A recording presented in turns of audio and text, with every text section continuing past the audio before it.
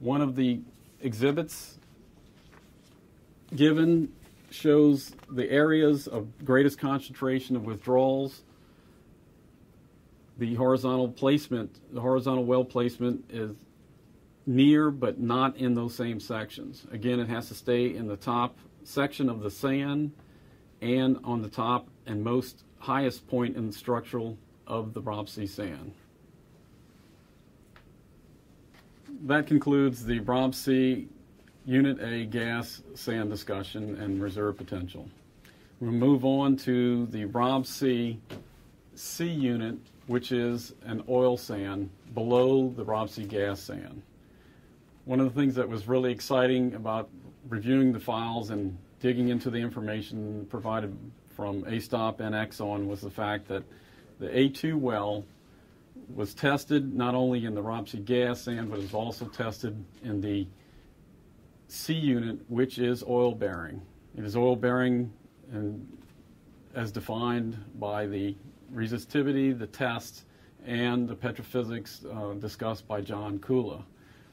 Reviewing the files back as far as 1982, late 1981, Exxon recognized that one section of the Brobsea sand section contained oil via more than likely core information.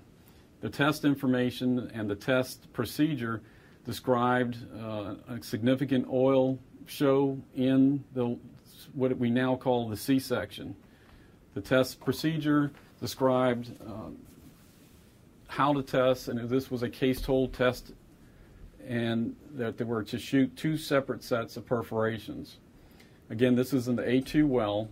The resistivity is about 0.6 to 1 ohm meter. Again, John Kula went over in great detail the evaluation of different wells in the Brobsea section as far as oil-bearing zones from cores and log information.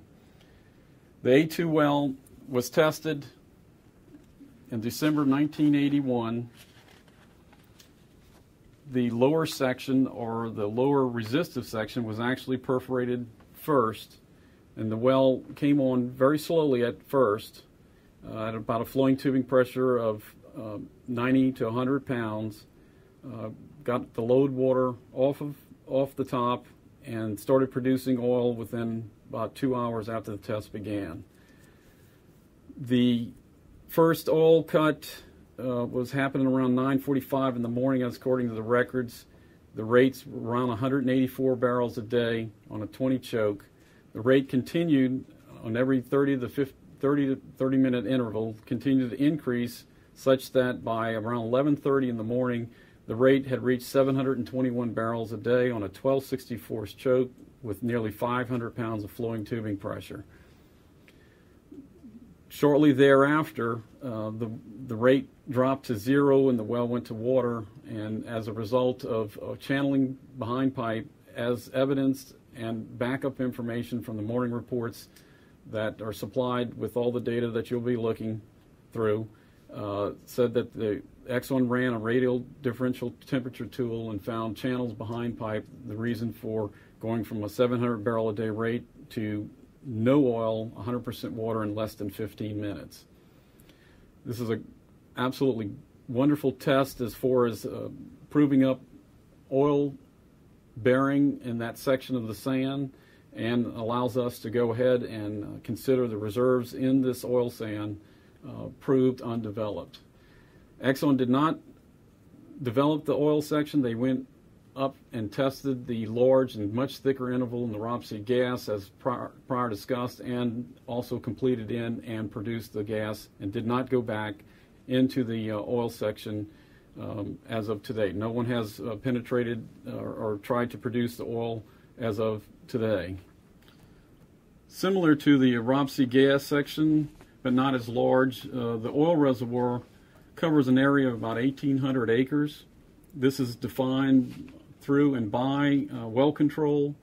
The wells that contain oil via either log interpretation and or structural position or oil cores taken in the wells or the number 1 well. That's the Exxon number 1, the Exxon number 3, which also, I may add, had a much more typical resistive response in the oil section. The A2, of course, that was tested, and the A6 well. A6 well was determined based on the structural position, as it is the highest structural position well in the reservoir. The A-stop number 7 well had a similar log response as the A2, had 1 core of oil, and it is also part of the reservoir, just much thinner. Again, it's about 1,800 acres. The reserves were based on volumetrics, since there's not been any performance other than the well test. John Kula's log interpretation gave us averages of porosity and water saturation throughout the 4 or 5 wells that did penetrate the oil-bearing section. We used those in the volumetrics, which led us to a reserve number of approximately 3.4 million barrels recoverable, and that would be under approved undeveloped. The recovery unit used was 331 stock tank barrels per acre foot, which represents a 42.8% original oil in place. Again, this was based on the log interpretation and a water drive type mechanism. The actual PUD reserves assigned to 4 wells, 4 vertical wells, is 3 million barrels, which represents approximately 37% of oil in place. The 1P, 2P, and 3P reserves by the 4 wells is actually 4.2 million barrels, and that is considering an additional thickness based on reservoir quality rock instead of the 70% water saturation cutoff.